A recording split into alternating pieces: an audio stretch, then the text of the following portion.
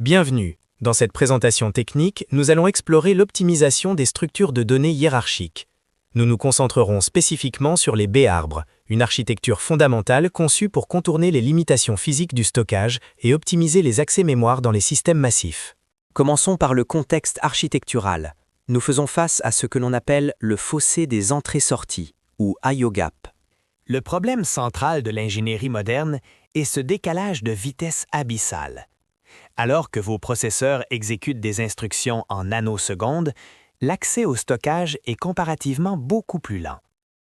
Si les disques mécaniques induisent des millisecondes de latence, même les SSD modernes restent un goulot d'étranglement critique. C'est ici que le B-arbre intervient. Contrairement aux arbres binaires classiques, le B-arbre élargit horizontalement ses nœuds pour correspondre à la taille physique d'une page disque. En augmentant le facteur de branchement, on aplatit drastiquement la structure, ce qui réduit le nombre de sauts nécessaires pour atteindre une donnée. Analysons maintenant la définition formelle et les propriétés mathématiques rigoureuses qui garantissent la performance de ces structures. Un B-arbre doit respecter des invariants stricts pour ne jamais dégénérer. Chaque nœud, sauf la racine, doit être au moins à moitié plein, garantissant une utilisation efficace de l'espace. De plus, toutes les feuilles doivent se trouver à la même profondeur.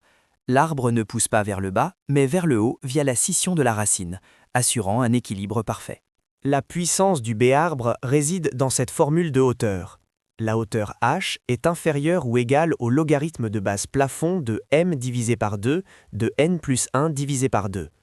Notez la base du logarithme. Elle n'est pas de 2, mais souvent de plusieurs centaines, ce qui écrase littéralement la hauteur de l'arbre. Prenons un cas concret. Sur un système standard avec des pages de 4 kilooctets, si nous soustrayons les entêtes et divisons par la taille d'un couple clé-pointeur, nous obtenons un ordre M de 255. Cela signifie qu'un seul nœud peut avoir 255 enfants. Avec seulement 4 niveaux de profondeur, nous pouvons indexer plus d'1 milliard d'enregistrements. La comparaison est sans appel.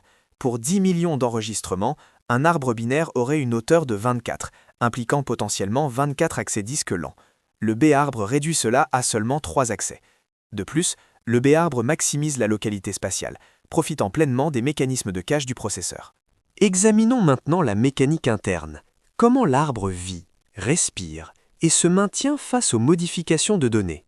L'insertion suit un protocole précis. On descend jusqu'à la feuille appropriée. Si la feuille est pleine, on ne crée pas simplement une branche désordonnée. On déclenche une scission. Le nœud est coupé en deux et la clé médiane est promue vers le parent. Si le parent est plein, la scission se propage récursivement vers le haut. La suppression est plus délicate, car il faut éviter le sous-remplissage.